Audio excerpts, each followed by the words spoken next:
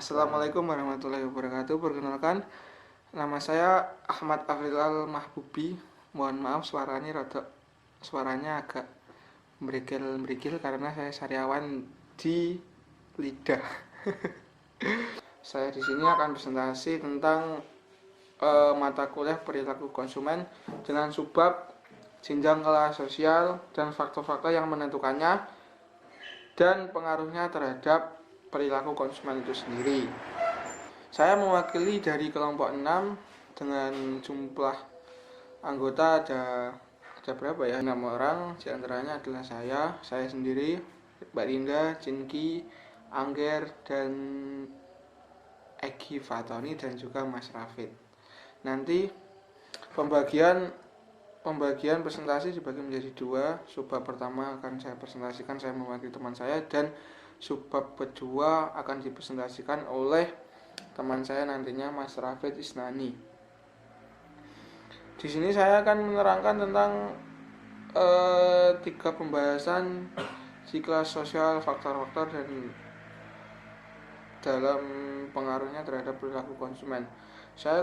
Untuk yang pertama, saya akan menjelaskan tentang kelas sosial itu apa, pengaruhnya terhadap perilaku konsumen. Jadi kelas sosial dihubungkan dengan perilaku konsumen itu adalah dimana kelas sosial itu adalah pembagian atau pengelompokan seseorang atau pengelompokan sekumpulan atau segelintir seseorang banyak, atau ya intinya penggolongan orang atau konsumen itu sendiri. Penggolongan apa yang dimaksud? Penggolongan dimaksud adalah penggolongan di mana seseorang itu kalau bahwasanya itu di masyarakat itu ada berbagai macam atau berbagai bentuk penghasilan. Nah, di mana kelas sosial sendiri itu meliputi jumlah pendapatan seseorang, terus gaya hidup seseorang, dan pendidikan yang diambil oleh seseorang. Kenapa saya ambil 3 contoh tersebut? Karena kelas sosial sendiri saya rasa itu ya penggolongan itu tadi. Kenapa? Karena perilaku konsumen itu bisa dipengaruhi dengan tingkat penghasilan seseorang, terus gaya hidup, dan pendidikan. Semakin tinggi tingkat pendapatan seseorang, maka semakin tinggi pula tingkat konsumsi yang dilakukan oleh seseorang itu. Jadi penghasilan yang tinggi, maka tingkat konsumsi yang dilakukan oleh seseorang itu akan semakin banyak, atau produk-produk yang dibeli oleh seseorang itu adalah produk-produk yang dalam hitungan produk-produk dalam kasta orang atas. Maksudnya tingkat penghasilan itu kan dibagi menjadi 3. Penghasilan menengah ke atas, penghasilan menengah ke bawah, dan penghasilan yang sedang-sedang saja. Biasanya orang yang berpenghasilan menengah ke atas itu akan mengkonsumsi suatu produk yang dikategorikan produk yang mahal-mahal. Atau orang-orang ini biasanya orang-orang yang irasional. Pembahasannya kemarin kan dibagi menjadi 2, rasional dan irasional. Nah, orang-orang yang berpendapatan tinggi atau menengah ke atas itu biasanya menjadi orang-orang yang irasional, karena tingkat kegengsian mereka pasti juga akan meningkat. Jadi intinya kelas sosial berhubungan dengan perilaku konsumen adalah pembagian masyarakat ke dalam bentuk yang berbeda-beda. Pembagian masyarakat ke dalam bentuk yang berbeda dengan digambarkan perbedaan pendidikan, terus perbedaan tingkat pendapatan, dan juga perbedaan gaya hidup.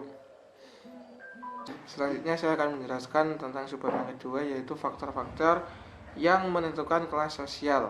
Nah, faktor-faktornya dibagi menjadi 3 variabel, yaitu Yang pertama variabel tentang variabel ekonomi, yang kedua variabel interaksi, dan yang ketiga adalah variabel politik. Nah, variabel ekonomi sendiri dibagi menjadi beberapa. Yang pertama yaitu pekerjaan konsumen itu sendiri atau seseorang, pendapatan, tingkat pendapatan, dan kepemilikan harta atau benda. Nah, di pekerjaan sendiri itu berkaitan dengan beberapa faktor lagi, yaitu tentang tingkat pendidikan, standar hidup, terus teman bergaul, jam bekerja, dan kebiasaan sehari-harinya seseorang. Jadi di pekerjaan ini tingkat sosial atau kelas sosial bisa diketahui dengan tingkat pendidikannya. Pekerjaan seseorang yang tinggi atau kualitas pekerjaan seseorang itu bisa langsung kita lihat seberapa tinggi juga pendidikannya. Jadi jika profesi pekerjaan seseorang itu bagus, jadi kita juga bisa menebak-nebak seberapa tinggi tingkat pendidikan seseorang itu. Tapi kita juga tidak bisa berpatokan, karena di zaman sekarang ini, ya bukan di zaman sekarang ini lah, maksud saya banyak orang-orang dulu yang hanya SD tingkatan lulusan SD itu di zaman sekarang malah menjadi orang-orang besar, seperti halnya almarhum Bok Sadino. Dia hanya lulusan SD atau bahkan tidak sekolah, tapi dia bisa membuka suatu lapangan pekerjaan yang sangat besar sekali. Lalu tingkat pendapatan. Di tingkat pendapatan ini kita bisa mengetahui latar belakang keluarga seseorang itu dan cara hidup seseorang. Jadi kelas sosial di sini kita bisa mengetahui latar belakang seseorang atau latar belakang keluarga seseorang, dan juga cara hidup keluarga atau seseorang itu sendiri. Jadi berkaitan dengan perilaku konsumen, ya kita bisa mengetahui tingkat konsumen apa saja yang dibutuhkan mereka itu yang memiliki gaya hidup yang tinggi, sedang, ataupun yang rendah. Dan yang ketiga di variabel ekonomi yaitu kepemilikan harta atau benda. Biasanya kepemilikan harta atau benda ini berkaitan dengan harta warisan atau sesuatu yang turun temurun, seperti turun temurunnya suatu perusahaan. Terus yang turun temurun ini biasanya juga memiliki perilaku sosial atau perilaku konsumen yang hampir sama, karena sudah diturun temurunkan. Biasanya yang seperti ini orang-orang yang bisa dibilang kaya raya, yang memiliki suatu perusahaan yang besar-besar pula. Jadi gaya hidup mereka juga akan turun temurun seperti itu. Yang kedua yaitu variabel interaksi. Di variabel interaksi ini dibagi menjadi 3, yaitu prestis pribadi, asosiasi, dan sosialisasi. Apa itu prestis pribadi? Nah, kelas sosial akan ditentukan oleh penghargaan yang diberikan orang lain kepada seseorang. Maksudnya seseorang dikatakan memiliki prestis pribadi jika ia dihormati oleh orang lain dan orang-orang yang ada di sekelilingnya. Orang mempunyai prestis tinggi bila orang lain mempunyai sikap respek atau menghormati mereka. Jadi orang yang memiliki prestis tinggi itu adalah orang-orang yang mempunyai sikap respek atau yang menghormati sesama manusia. Prestis sendiri itu adalah sentimen di dalam pikiran orang yang mungkin tidak selalu mengetahui bahwa hal itu ada di sana. Untuk analisis konsumen, prestis mempunyai 2 cara. Yang pertama dengan menanyakan orang mengenai sikap respek mereka terhadap orang lain, dan yang kedua dengan menanyakan orang memperhatikan perilaku mereka dalam hal-hal seperti peniruan gaya hidup dan pemakaian produk. Yang kedua yaitu sosialisasi. Nah, sosialisasi sendiri adalah proses di mana individu belajar keterampilan, sikap, dan kebiasaan untuk berpartisipasi di dalam kehidupan. Di dalam kehidupan apa yang jelas adalah di dalam kehidupan komunitas yang bersangkutan. Banyak penelitian biologis menyimpulkan bahwa perilaku dan nilai-nilai kelas sosial dipelajari secara dini di dalam siklus kehidupan. Posisi kelas orang tua jelas dibedakan pada anak-anak pada waktu mereka mencapai masa remaja. Bukan hanya untuk pola perilaku dasar, tapi variabel kepribadian yang bervariasi menurut kelas sosial seperti harga diri masing-masing. Dan yang terakhir dengan sebab yang ketiga yaitu definisi dan cara mengukur single variabel serta multiple variabel dalam kelas sosial. Nah, single variabel sendiri yaitu didefinisikan sebagai suatu variabel yang hanya menggunakan satu variabel sosial ekonomi untuk menilai keanggotaan kelas sosial. Pekerjaan adalah indikator wakil tunggal yang terbaik dari kelas sosial. Orang yang memiliki pekerjaan dengan tingkat yang sama dalam prestis kerap berbagi akses yang sama untuk sarana pencapaian suatu gaya hidup. Waktu senggang, kemandirian pendapatan, pengetahuan, dan kekuasaan kerap lazim bagi kategori pekerjaan mereka berinteraksi satu sama lain. Observasi Bard dan Watson menunjukkan pentingnya hal ini bagi analisis perilaku konsumen. Oke, saya akan menjelaskan tentang subbab yang ketiga yaitu definisi dan cara mengukur single variabel serta multiple variabel dalam multiple variabel atau multiple.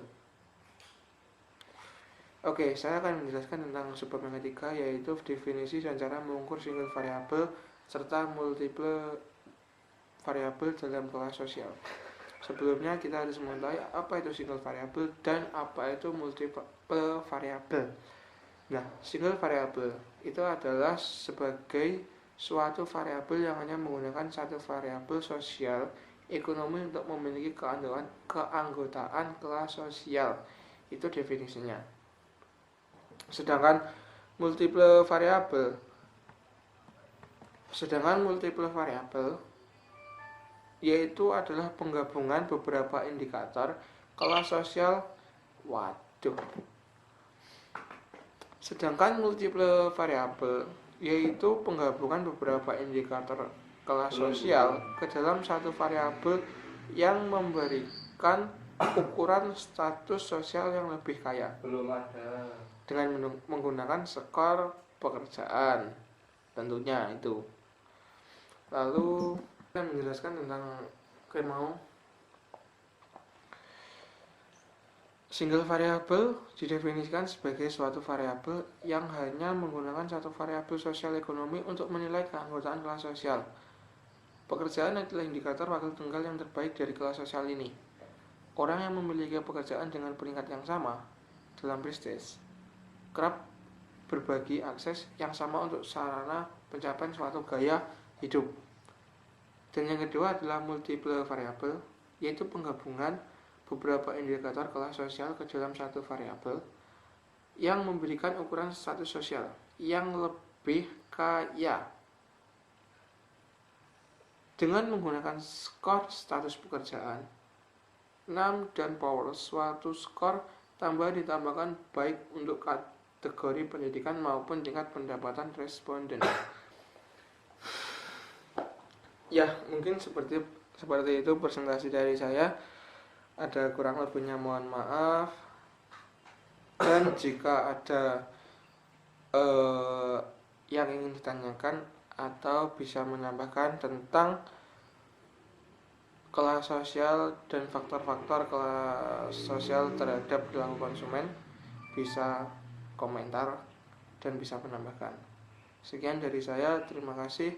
Wabillahi taufiq wal hidayah. Wassalamualaikum warahmatullahi wabarakatuh.